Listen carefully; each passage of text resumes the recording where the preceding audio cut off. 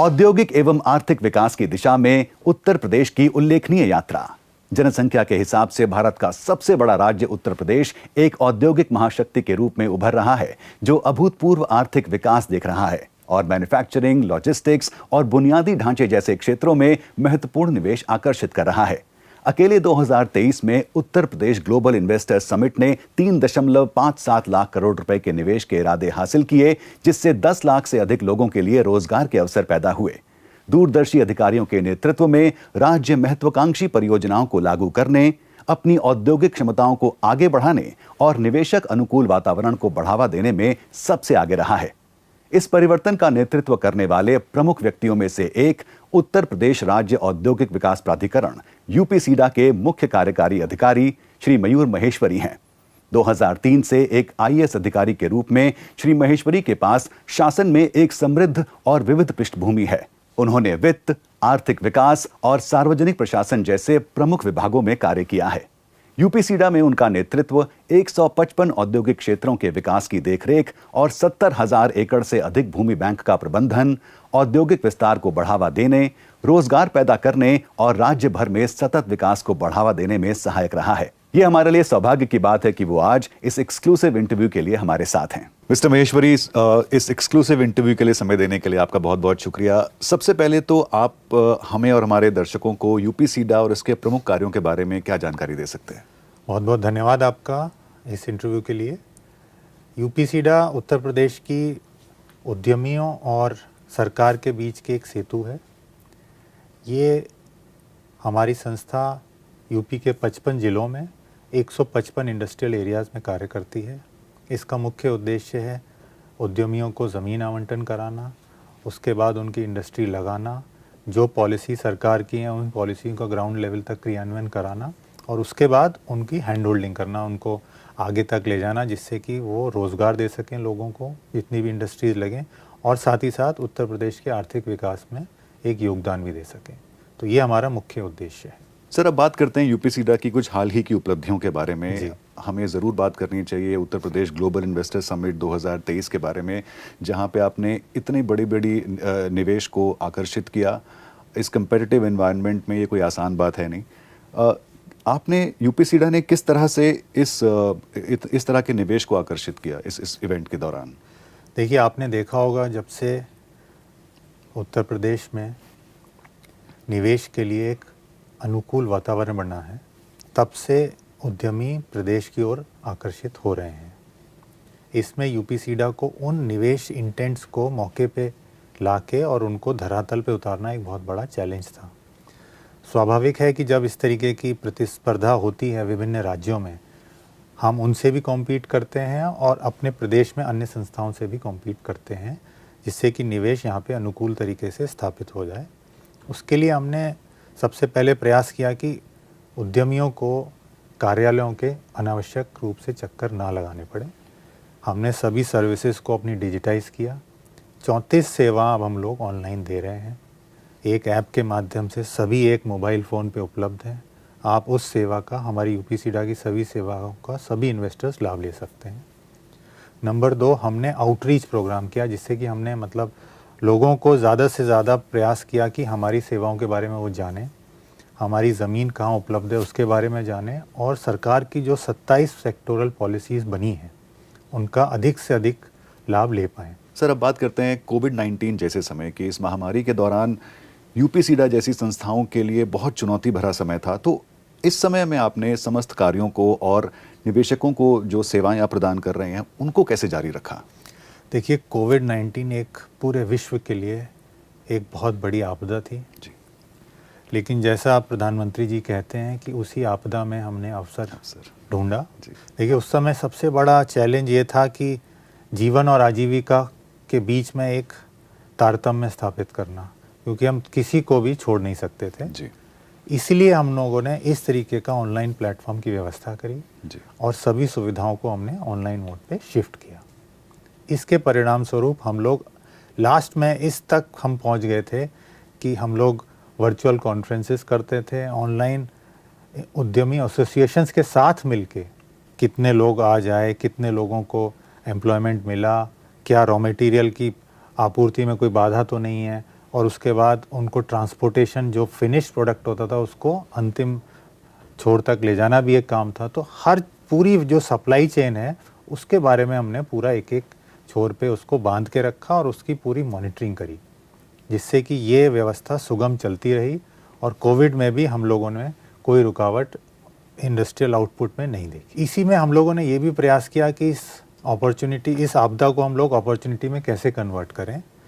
तो हमने, आप विश्वास करिएगा कि ऑनलाइन माध्यम से इंटरव्यू लिए लोगों के, लैंड अलॉटमेंट जो चाहते थे उनको GIS के माध्यम से हमने ज़मीन दिखाई, ज़मीन का चिन्हीकरण करा, उसके बाद उनको वहाँ पे मौके पे उस ज़मीन को उपलब्ध कराया और साथ ही साथ VC के माध्यम से उस पूरी इंडस्ट्री को देखा कि कैसे हैंड होल्डिंग हो, उसका कैसे प्रोजेक्ट एग्जीक्यूशन हो और मौके पे उसका क्रियान्वयन भी सुनिश्चित कराया। तो एक बहुत बड़ी हम लोगों के लिए भी उस आपदा में कैसे उस नई तकनीक का यूज़ करें, किस तरीके से लोगों के साथ जुड़ें और इंडस्ट्रीज़ के साथ जुड़ते हुए हमने ये प्रयास क्रियान्वित किया। यूपीसीडा पूरे प्रदेश में एक अनुकूल औद्योगिक इंफ्रास्ट्रक्चर तैयार कर रहा है, तो इसके तहत आपकी कुछ क्या खास पहल रही हैं? देखिए, सर्वप्रथम हमारी ये जिम्मेवारी है कि बेसिक इंफ्रास्ट्रक्चर सभी उद्यमियों को मिले, जिससे कि उनकी लॉजिस्टिक कॉस्ट कम हो और वो अपना ध्यान उद्यम पे लगाएं, अपने उद्योग पे लगाएं और जो बाकी जिम्मेवारियां हैं वो प्राधिकरण पे और सरकार पे छोड़ें। इसके लिए प्रदेश सरकार ने अटल इंफ्रास्ट्रक्चर मिशन शुरू किया, जिसके माध्यम से सभी इंडस्ट्रियल एरियाज़ में हम लोग roads, drains, culvert, sewage, water supply, waste management, इस तरीके की जो प्राथमिक सेवाएं हैं वो सब उनको दे रहे हैं। साथ ही साथ अब हमने दूसरे चरण में फोकस किया है कि इनसे जुड़ी सेवाएं देने के लिए, जैसे कि स्किल सेंटर की आवश्यकता हो, महिलाओं के लिए हम लोगों ने क्रैश खोले हैं। साथ ही साथ ये भी प्रयास किया है कि अगर औद्योगिक क्षेत्रों में सेफ्टी का पूरा प्रबंध होगा तभी लोग ज़्यादा उद्योग आएंगे और जो वर्कफोर्स है हमारी, जो उद्यमी कार्यरत हैं वहाँ पे, उनको एक अनुकूल वातावरण भी मिलेगा। उसके लिए हमने इंडस्ट्रियल एरियाज़ में CCTV कैमरास लगाए हैं, उनको लिंक किया है, जो हमारे समीपवर्ती थाने हैं उनके साथ लिंक किया, पुलिस चौकी से लिंक किया है, तो लोगों में एक सुरक्षा की भावना रहती है। औद्योगिक विकास के लिए भूमि अधिग्रहण और उसका सही उपयोग बेहद महत्वपूर्ण है। यूपीसीडा ने अपने भूमि बैंक को कैसे बढ़ाया है और ये कैसे सुनिश्चित किया कि उन भूखंडों का सही और अधिकतम इस्तेमाल हो? देखिए, उत्तर प्रदेश एक कृषि आधारित अर्थव्यवस्था रही है और यहाँ पे ज़्यादातर लोगों का, कृषकों का अपनी ज़मीन से बहुत लगाव है। तो प्रदेश सरकार का एक प्राथमिक दायित्व ये है कि लोगों को कृषि की आधारित अर्थव्यवस्था में कृषि योग्य ज़मीन भी कम ना हो और साथ ही साथ ये भी एक हमारा प्रयास रहना चाहिए कि उद्योग के लिए भी पर्याप्त मात्रा में ज़मीन उपलब्ध रहे। तो इन दोनों में समन्वय बैठाना एक निश्चित एक चुनौती थी। तो उसके लिए हमने ऐसे क्षेत्रों में जहाँ पे ज़मीन का उपयोग कम हो पाता था, वहाँ पे जैसे बुंदेलखंड क्षेत्र है या पूर्वांचल क्षेत्र है जहाँ पे अनुपयोगी ज़मीन पड़ी थी, उसको हमने उद्योगों के लिए आवंटित किया। साथ ही साथ जहाँ पे ज़मीन बहुत महंगी है, जैसे कि NCR के क्षेत्र हैं, दिल्ली के समीप क्षेत्र हैं या बड़े मेट्रो शहरों के पास की जगह हैं, वहाँ पे हमने क्या किया कि जिन उद्योगों की अनुपयोगित भूमि थी उसमें एक तो हमने उनको नई नीतियों के तहत ऐसा अलाउ किया कि आप अपनी ज़मीन पे ऊपर चले जाएं, यानी कि FAR बढ़ाया जी। और आप हॉरिजॉन्टल की जगह वर्टिकल ऊपर अपना उद्योग लगाएं। साथ ही साथ बड़े भूखंड जो अनुपयोगित थे उनको छोटे करके अन्य उद्योगों के लिए बांटने का भी हमने एक व्यवस्था स्थापित करी। तो इस प्रकार से एक समन्वय बैठाने का प्रयास किया। चौथा, ये भी एक क्रम हमने नए उद्यमियों के लिए, नए स्टार्टअप्स के लिए जिनको कि पैसे की शुरू में दिक्कत होती है और वर्किंग कैपिटल लगाना उनके लिए ज़मीन के रूप में महंगा होता है, उनको हमने फ्लैटेड फैक्ट्री के रूप में प्लग एंड प्ले सुविधा भी उपलब्ध कराई। सर, यूपीसीडा ने यूपी में लॉजिस्टिक्स और वेयरहाउसिंग की क्षमताओं को बढ़ाने में काफ़ी अहम योगदान दिया है, तो इसके बारे में हमें कुछ विस्तार से बताएं। देखिए, उद्योगों को गति देने के लिए बहुत आवश्यक है कि लॉजिस्टिक और वेयरहाउसिंग की क्षमताएं भी बढ़ाई जाएं प्रदेश में और साथ ही साथ उद्यमियों को भी वेयरहाउस की सुविधा उनके उद्योग के निकट ही मिले। जी। तो इसमें हमने पहला चेंज ये किया कि अपने प्लानिंग में ही ये प्रयास किया कि एक निश्चित प्रपोर्शन, एक कुछ अवधि, कुछ प्रतिशत लॉजिस्टिक वेयरहाउसिंग इकाइयों के लिए आरक्षित कर दिया। तो सपोज़ हम 20 एकड़ का एक या 200 एकड़ का एक इंडस्ट्रियल एरिया बनाते हैं, तो उसमें हमने कहा कि 20 एकड़ हम लोग वेयरहाउसिंग यूनिट्स के लिए आवंटित कर देंगे। तो जिससे उनकी ये समस्या का समाधान हो गया। दूसरा, आप देखेंगे कि उत्तर प्रदेश एक्सप्रेसवे का प्रदेश बनता जा रहा है, कि रादर मैं कहूँगा कि पूरे हिंदुस्तान के 50% के लगभग एक्सप्रेसवेज उत्तर प्रदेश में आज के दिन में कार्यरत हैं। 10 से ज़्यादा एयरपोर्ट्स हैं हमारे यहाँ जो चल रहे हैं अभी। कनेक्टिविटी में डेडिकेटेड फ्रेट कॉरिडोर का 57%, पूरे ईस्टर्न डेडिकेटेड फ्रेट कॉरिडोर का 57% यूपी से होके गुजरता है। तो इस तरीके से कनेक्टिविटी इंफ्रास्ट्रक्चर बहुत इम्पॉर्टेंट हो गया है। तो हमने ये प्रयास किया कि उसी कनेक्टिविटी अलाइनमेंट के साथ साथ अपने वेयरहाउसिंग कॉरिडोर्स बनाएं। इसमें एक चीज़ और भी आप देखेंगे कि अब जो हमारा व्यापार है और जो कॉमर्स है, अब वो इंडस्ट्रियल कॉमर्स से ई कॉमर्स पे जा रहा है। ज़्यादातर चीज़ें ऑनलाइन हो रही हैं, तो लोग चाहते हैं कि जो वेयरहाउसिंग और स्टोरेज हो वो जहाँ पे उनका यूज़ होता है उसके समीप ही हो जी। जिससे कि उनकी आने जाने की और ट्रांसपोर्टेशन कॉस्ट कम हो। तो उसी में हमने 2022 में एक वेयरहाउसिंग और लॉजिस्टिक पॉलिसी लाए जो बहुत ही, मैं कहूँगा कि बहुत आकर्षक है निवेशकों के लिए। और हमने 1000 करोड़ रुपए से अधिक के इंसेंटिव, सब्सिडीज़, छूट दे के 20 से अधिक प्रोजेक्ट्स को हमारे इंडस्ट्रियल कॉरिडोर्स के समीप स्थापित भी किया है। अब बात करते हैं वित्तीय स्थिरता की, जो हर इंडस्ट्री में एक महत्वपूर्ण विषय है। तो पिछले कुछ वर्षों में यूपीसीडा ने इसे कैसे मजबूत किया है?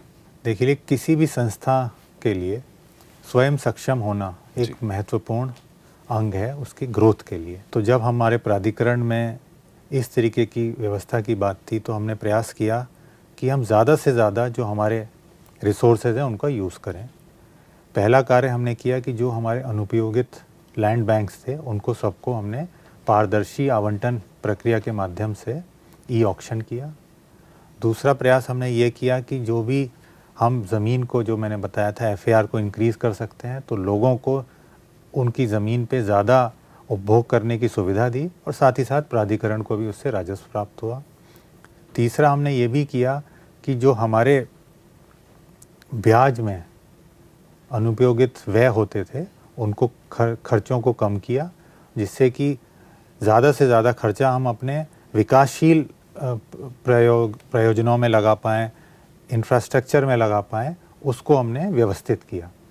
वरना आप जानते हैं किसी भी व्यवस्था को व्यथा में बदलने में समय नहीं लगता जी। तो इसीलिए हमने ये प्रयास किया कि इन सबको एक साथ लेके चला जाए, जिससे कि आज की डेट में मैं कहने में मुझे खुशी भी है कि यूपीसीडा के जो राजस्व है वो 2000 करोड़ के हम लोग सरप्लस में हैं। और इसी राजस्व के माध्यम से हम उद्योग में लगाते हैं, उद्यमियों की मदद करते हैं। और जो कहा जाता है कि विन विन सिचुएशन दोनों के लिए है। ये 700 से ज़्यादा प्लॉट्स हमने आवंटन किए, उनसे जो राजस्व मिला वो हमने वापस अपने इंडस्ट्रियल एरियाज़ में ही लगाया। पिछले साल का ग्लोबल इन्वेस्टर समिट और उसके बाद हुई ग्राउंड ब्रेकिंग सेरेमनी काफ़ी हद तक सफल रही। तो हमें, हमारे दर्शकों को ये बताइए कि कितना निवेश ऐसा रहा जो धरातल पर क्रियान्वित हुआ और इससे जुड़ी आपकी क्या अहम पहल रही हैं? देखिए, उत्तर प्रदेश निवेश के लिए बहुत अनुकूल जगह बन चुकी है। यहाँ का लॉ एंड ऑर्डर, यहाँ की पॉलिसीज़ और यहाँ की व्यवस्था में एक स्थिरता सभी निवेशकों के लिए एक अच्छा माहौल और वातावरण देती है। परंतु उनको धरातल पर क्रियान्वित करने के लिए एक नीति और एक व्यवस्था के तहत कार्य किया हम लोगों ने। 4.5 लाख करोड़ के निवेश प्रस्ताव यूपीसीडा को मिले थे ग्लोबल इन्वेस्टर समिट 2023 में। और आपको जानकर, आपके सभी दर्शकों को जानकर भी बड़ी खुशी होगी कि उसमें से 1.5 लाख, मात्र एक साल के अंदर 1.5 लाख करोड़ से अधिक के प्रस्ताव हमने धरातल पर क्रियान्वित कर दिए हैं, जो कि 30% के लगभग होता है। और एक बहुत बड़ी उपलब्धि है।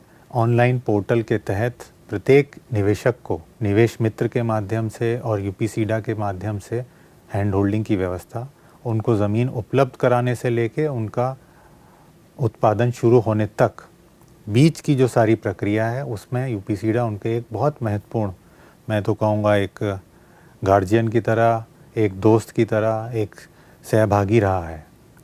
तो ये जो सहभागिता की सोच है, इसके कारण ये निवेश धरातल तक क्रियान्वित हुआ है। अब बात करते हैं एक ऐसे मुद्दे की जो विश्व भर में उद्योगों के लिए एक अहम मुद्दा बना हुआ है, जिसे कहते हैं सस्टेनेबिलिटी, कि पर्यावरण और उद्योग में और औद्योगिक विकास में किस तरह संतुलन बैठाया जाए। यूपीसीडा अपने रोजमर्रा के कार्यों में इसे कैसे सम्मिलित करता है?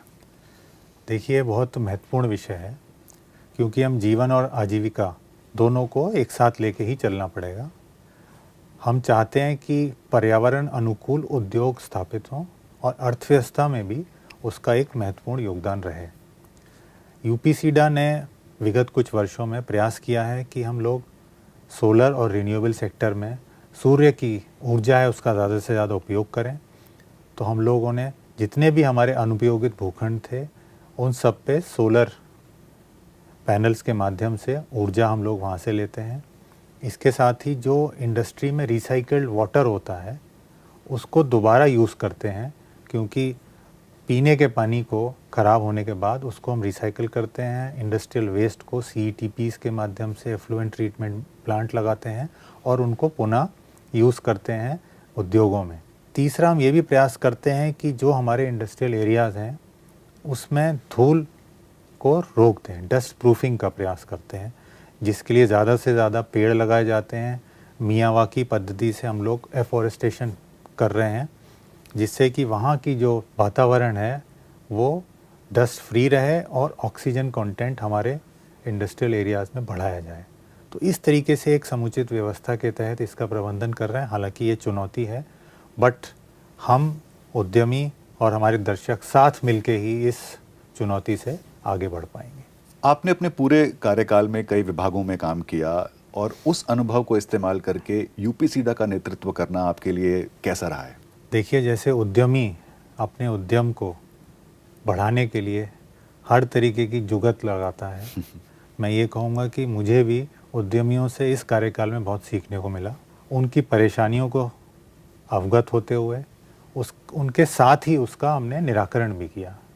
तो एक ऐसा ये 1-to-1 फीडबैक जो आपने देखा, उसका निराकरण किया।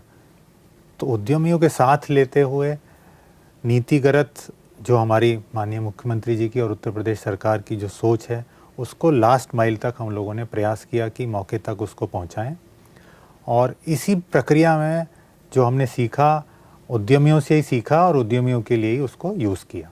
तो इस तरीके की चैलेंज लाइफ में मौका मिला और प्रयास किया कि अब आप देखिए कि यूपी को 5-7 साल पहले कृषि आधारित अर्थव्यवस्था के रूप में ही जाना जाता था, लेकिन अब हम प्रदेश में, देश में अग्रणी आर्थिक अर्थव्यवस्था के रूप में अग्रसर हुए हैं। इंडस्ट्रियलाइजेशन में यूपी बहुत तेज़ी से ग्रो कर रहा है। जो हमारा बैंकों से ऋण दिया जाता है उसमें यूपी सबसे ज़्यादा नंबर 1 के पायदान पे आज की डेट में है, सभी राज्यों को प्रतिस्पर्धा में पीछे छोड़ते हुए। तो एक बहुत ही, मेरे लिए मैं कहूँगा कि संतोषजनक रहा और बहुत ही रिवार्डिंग एक एक्सपीरियंस रहा। और मैं इसमें सभी उद्यमियों का और उत्तर प्रदेश सरकार का और उत्तर प्रदेश के सभी हमारे बुद्धिजीवियों का भी, जिनका हमने सहयोग लिया, उनका बहुत बहुत धन्यवाद देता हूँ। प्रदेश की औद्योगिक विकास में आपका, यूपीसीडा का और प्रदेश सरकार का एक बहुत बड़ा रोल रहा है। मिस्टर महेश्वरी, हमें समय देने के लिए एक बार फिर आपका बहुत बहुत धन्यवाद। बहुत बहुत धन्यवाद। बुनियादी ढांचे के विकास, सुव्यवस्थित निवेशक प्रक्रियाओं और स्थिरता के प्रति प्रतिबद्धता पर अपने रणनीतिक फोकस के साथ उत्तर प्रदेश राष्ट्रीय और अंतर्राष्ट्रीय दोनों निवेशकों के लिए सबसे अधिक मांग वाले गंतव्यों में से एक बनने की राह पर है। चाहे वह मैन्युफैक्चरिंग, लॉजिस्टिक्स या नए जमाने के उद्योग हों, राज्य विकास के लिए उपजाऊ जमीन प्रदान करता है और यह स्पष्ट है कि उत्तर प्रदेश का औद्योगिक परिदृश्य और अधिक रोमांचक होने जा रहा है। क्योंकि दुनिया भर के व्यवसाय और निवेशक नए अवसरों की तलाश में हैं, इसलिए सभी की निगाहें उत्तर प्रदेश पर हैं। और अब यदि आप इस विकास गाथा का हिस्सा बनना चाहते हैं तो हम उस व्यक्ति को जानते हैं जिसके साथ आप जुड़ सकते हैं, श्री मयूर महेश्वरी और यूपीसीडा में उनकी टीम। बहुत बहुत शुक्रिया।